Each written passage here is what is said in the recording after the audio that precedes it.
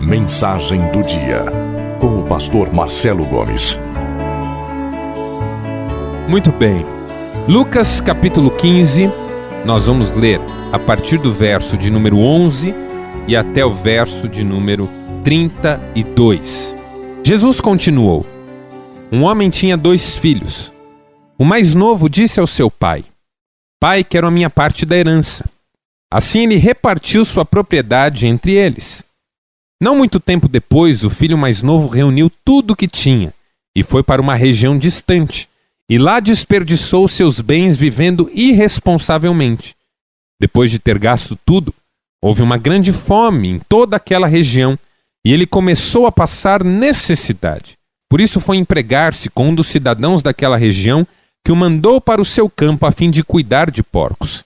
Ele desejava encher o estômago com as vagens de alfarrobeira que os porcos comiam, mas ninguém lhe dava nada.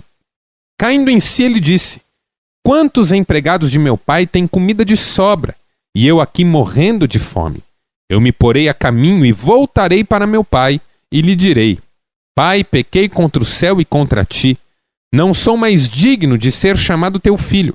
Trata-me como um dos teus empregados. A seguir, levantou-se e foi para seu pai. Estando ainda longe, seu pai o viu e, cheio de compaixão, correu para seu filho e o abraçou e beijou. O filho lhe disse: Pai, pequei contra o céu e contra ti. Não sou mais digno de ser chamado teu filho. Mas o pai disse aos seus servos: Depressa, tragam a melhor roupa e vistam nele. Coloquem um anel em seu dedo e calçados em seus pés. Tragam um novilho gordo e matem-no. Vamos fazer uma festa e alegrar-nos, porque este meu filho estava morto e voltou à vida, estava perdido e foi achado. E começaram a festejar o seu regresso. Enquanto isso, o filho mais velho estava no campo. Quando se aproximou da casa, ouviu a música e a dança. Então chamou um dos servos e perguntou-lhe o que estava acontecendo. Este lhe respondeu: Seu irmão voltou e seu pai matou o novilho gordo, porque o recebeu de volta são e salvo. O filho mais velho encheu-se de ira e não quis entrar. Então seu pai saiu e insistiu com ele. Mas ele respondeu ao seu pai: Olha, todos esses anos tenho trabalhado como um escravo ao teu serviço e nunca desobedeci às tuas ordens. Mas tu nunca me deste nem um cabrito para eu festejar com os meus amigos. Mas quando volta para casa esse teu filho, que esbanjou os teus bens com prostitutas, matas o novilho gordo para ele? Disse o pai: Meu filho, você sempre está comigo, e tudo o que eu tenho é seu. Mas nós tínhamos que celebrar a volta desse seu irmão e alegrar-nos, porque ele estava morto e voltou à vida, estava perdido e foi achado. Hoje eu queria mudar mais uma vez o foco, e nós vamos terminar essa série de reflexões olhando um pouquinho para esse pai. O filho mais novo nos ensinou algumas lições, o filho mais velho nos ensinou algumas lições, e agora eu queria aprender com você algumas lições desse pai. O pai amoroso. O pai que é, na minha opinião, o centro dessa parábola. Infelizmente, a parábola ficou conhecida como parábola do filho pródigo. Mas eu concordo com Joaquim Jeremias, um biblista alemão, especializado no Novo Testamento e especialmente nas parábolas, que diz que essa parábola deveria se chamar a parábola do pai amoroso. É o pai o centro da parábola. Ele é a figura que representa o próprio Deus, cuidando dos seus filhos, por mais diferentes que eles sejam. É o Deus que alcança, através de Jesus, publicanos e pecadores, e que tem que lidar com o fato de que os religiosos, a quem ele também ama, é claro, estão invejosos e cheios de raiva no seu coração. O Deus que se mostra como esse pai, amoroso, bondoso e generoso. E esse pai não é apenas uma figura do amor de Deus, mas ele é também a figura do amor que nós devemos ter. Por quê? Preste atenção comigo, eu queria só estabelecer um raciocínio aqui com você para ajudar na compreensão dessa parábola. É evidente para nós que o pai representa o amor de Deus. É evidente para nós que o filho mais novo representa esses publicanos e pecadores que Jesus está alcançando com o seu ministério. É evidente para nós que o filho mais velho representa esses religiosos, fariseus, escribas, que ficam com seus corações cheios de ódio por causa da atenção que Jesus dá a publicanos e pecadores. Mas note, o desafio para os religiosos não era se comportar como o filho mais velho. O desafio para os publicanos e pecadores não era continuar se comportando como o filho mais novo. O desafio para publicanos, pecadores, escribas e fariseus e todos os ouvintes de Jesus era comportarem-se como pai. Jesus estava se comportando como pai. Por quê? Porque ele aprendeu com o seu pai que tinha que ser amoroso. E a lição que Jesus deixa é que tanto aqueles que chegam como aqueles que já estão têm que se comportar como esse pai que acolhe a todos e que ama a todos. Sede perfeitos como perfeito é o vosso pai. Então o que eu gostaria de fazer com você nesse fim de tarde era observar algumas características desse pai que são para nós lições extraordinárias sobre como deve ser o nosso comportamento diante da vida e diante dos relacionamentos. Que lições esse pai nos ensina e como é que nós devemos nos comportar a partir das lições que esse pai nos ensina. E a primeira lição que eu gostaria de compartilhar com você é que esse pai era um pai pronto a perdoar.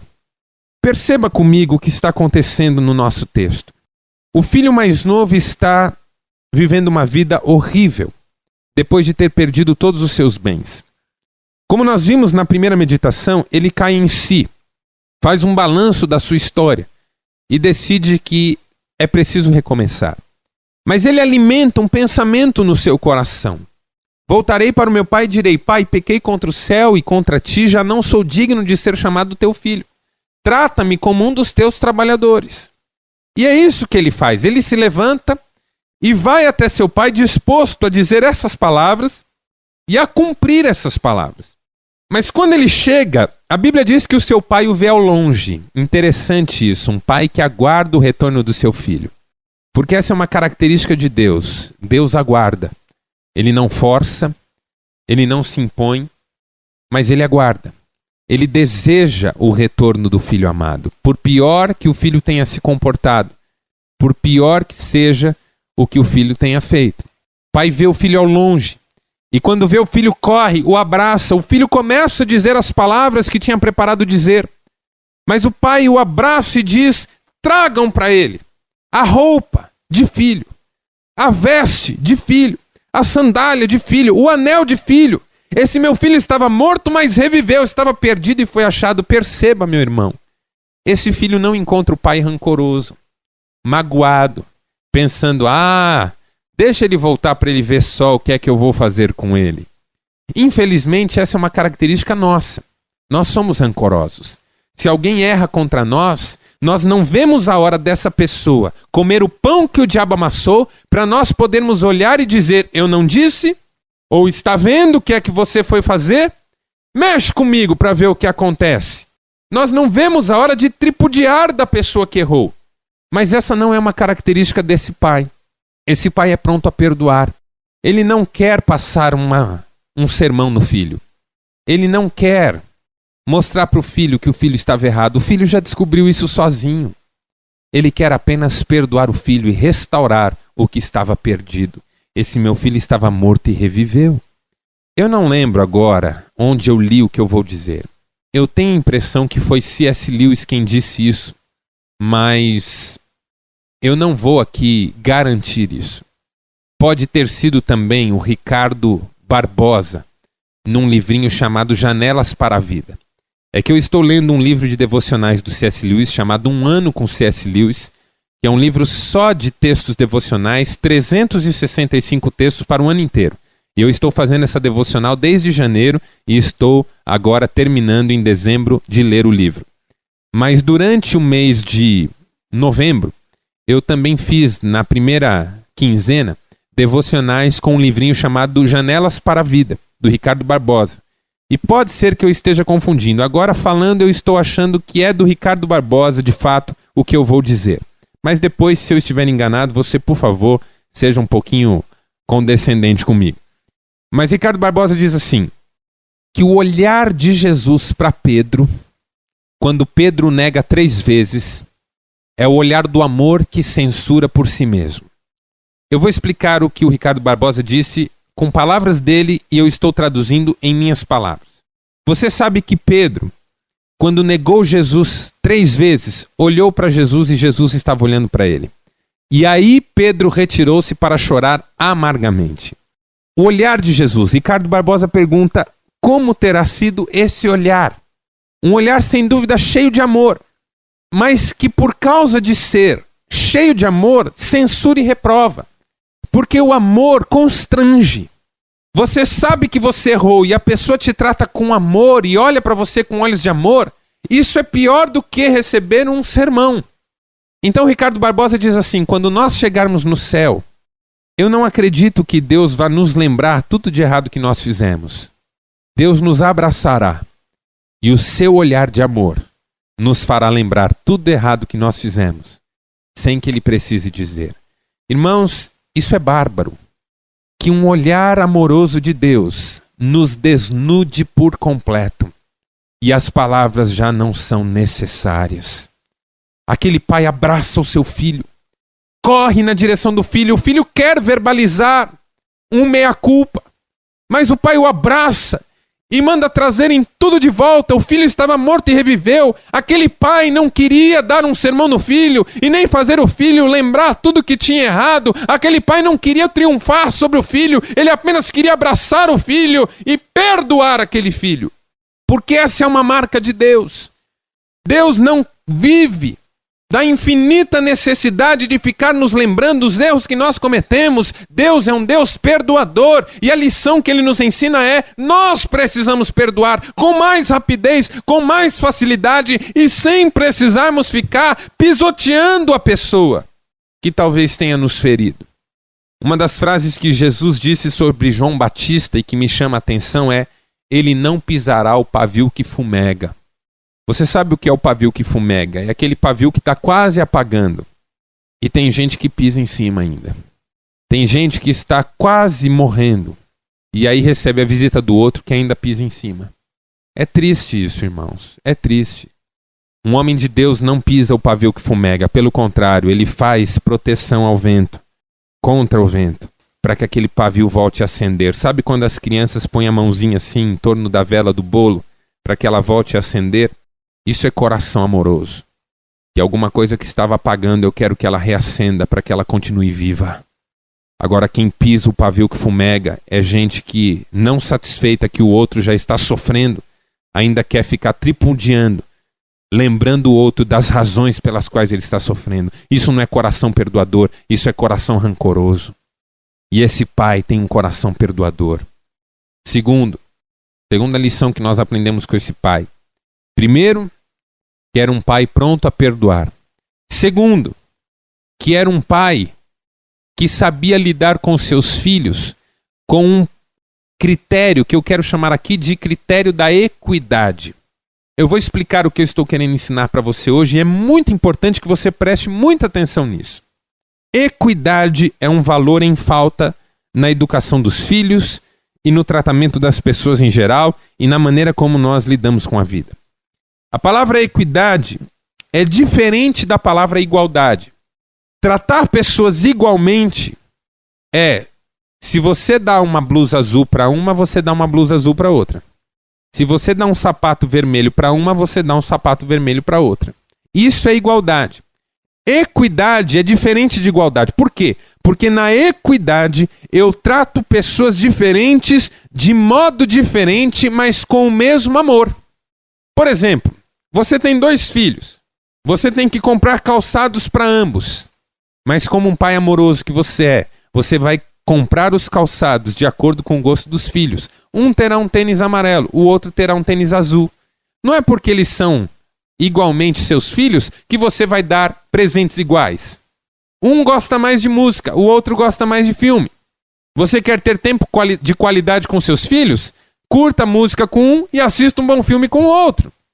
Equidade é tratar diferente os diferentes com o mesmo amor. Deus é um Deus equitativo. É um Deus não igualitário, mas eu vou usar uma palavra aqui que é a palavra equalitário. Ou seja, Deus trata seus filhos diferentes de modo diferente, mas com o mesmo amor. Olhe para o pai da nossa parábola. Para o filho que sai, ele espera que o filho volte. Por quê? Porque ele sabe que aquele filho funciona assim.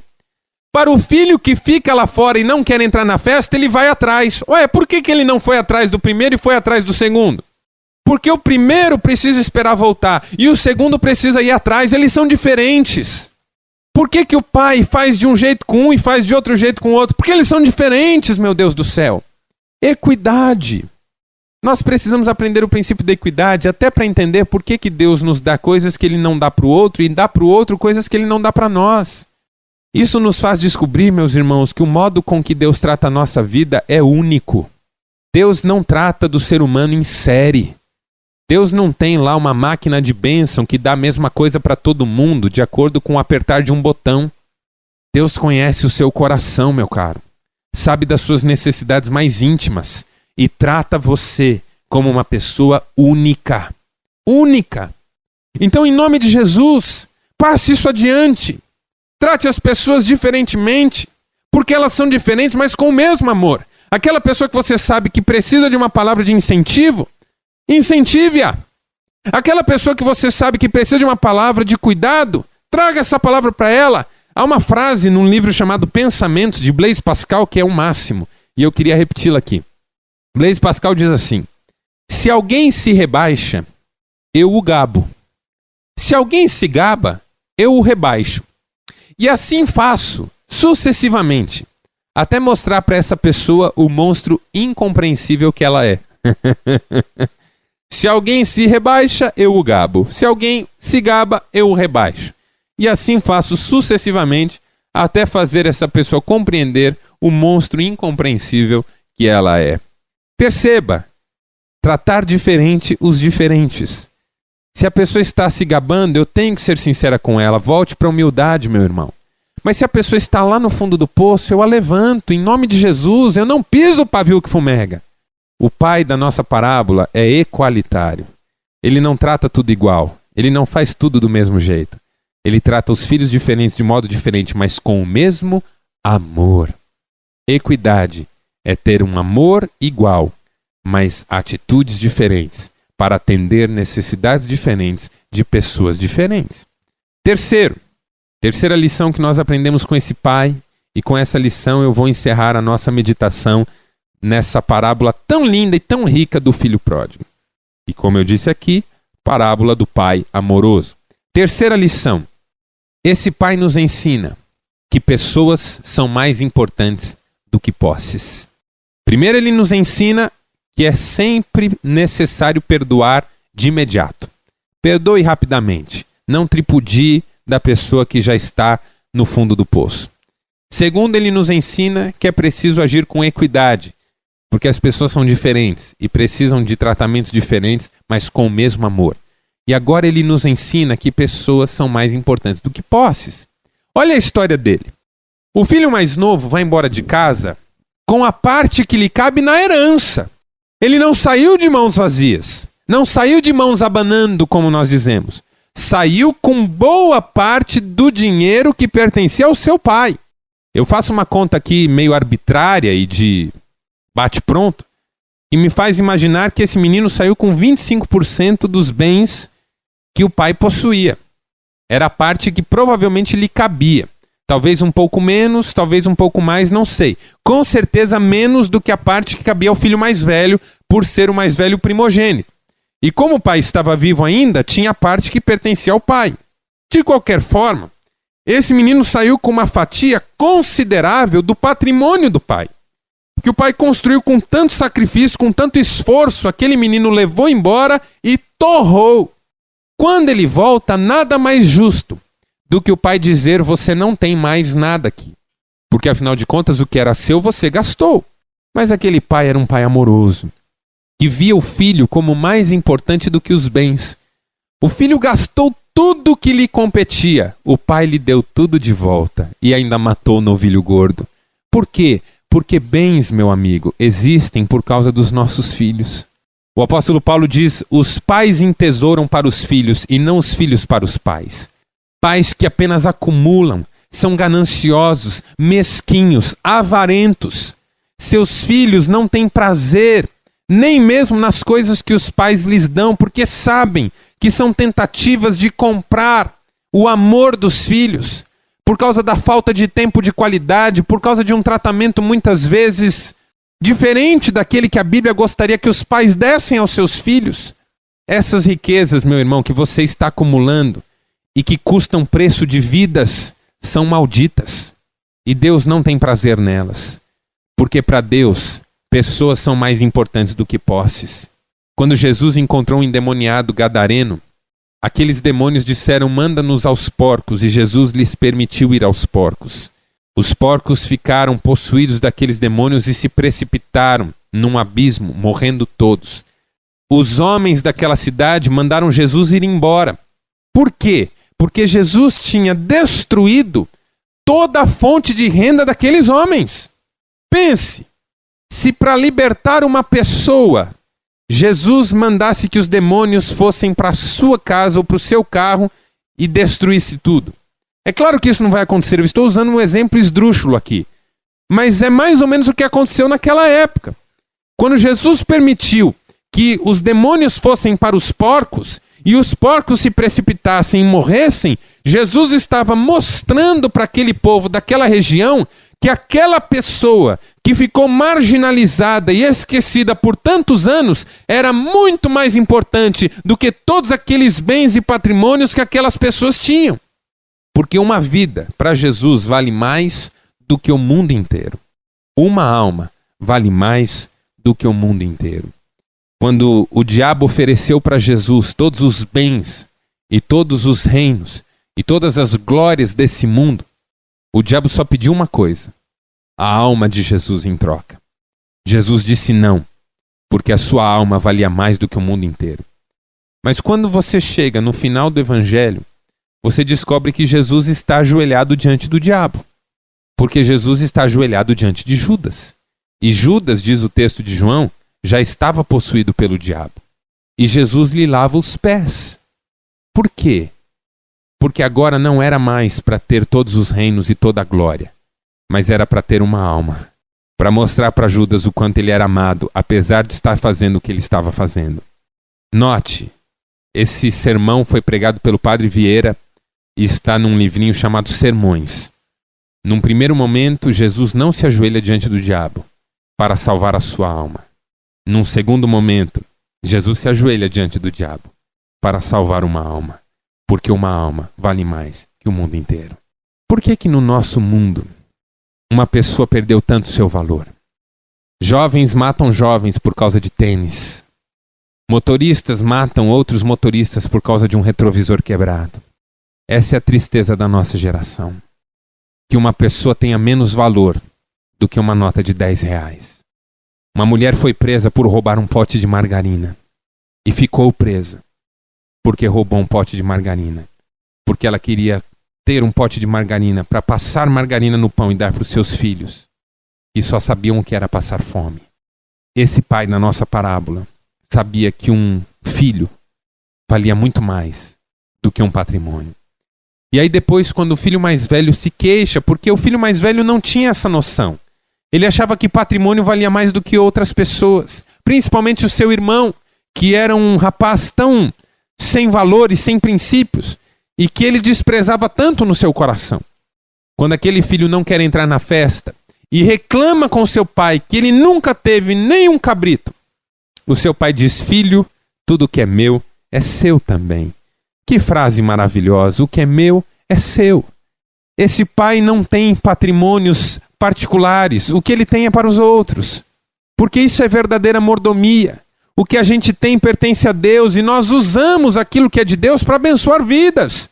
Caso contrário, nós estamos acumulando riqueza maldita. Meu irmão, em nome de Jesus, olhe para esse pai e aprenda as lições que ele está ensinando. Ele nos ensina que pessoas são mais importantes do que bens. Ele nos ensina que um filho vale mais do que o mundo inteiro. Que uma pessoa, para Deus, vale mais do que todos os reinos e glórias desse mundo. Ele nos ensina que nós precisamos trabalhar a partir do princípio da equidade. E ele nos ensina que o perdão é uma necessidade, uma exigência que nós devemos alimentar sempre na nossa vida. Deus amado, Pai Celeste, nós louvamos o Teu nome nesta hora porque o Senhor falou ao nosso coração. Cremos que a Tua palavra é viva e eficaz, mais cortante do que qualquer espada de 2 gumes, e ela chega ao fundo do nosso coração, discerne as intenções do nosso coração e traz cura para nossa alma. Que esta palavra encontre lugar em nós, que as nossas vidas não sejam mais as mesmas, que comecemos a colocar em prática aquilo que temos aprendido de Ti, que o Teu Espírito nos ajude. A Tua palavra nos diz que o Teu Espírito nos ajuda em nossas fraquezas, e nós precisamos do Teu Espírito para não tropeçarmos, e para quando tropeçarmos, levantarmos e seguirmos em frente, no poder do Teu amor. Aplica mesmo esta palavra ao nosso coração e dá-nos a graça de vivermos uma vida que glorifique o Teu nome. É a nossa oração, em nome do Teu Filho Jesus Cristo. Amém. Amém.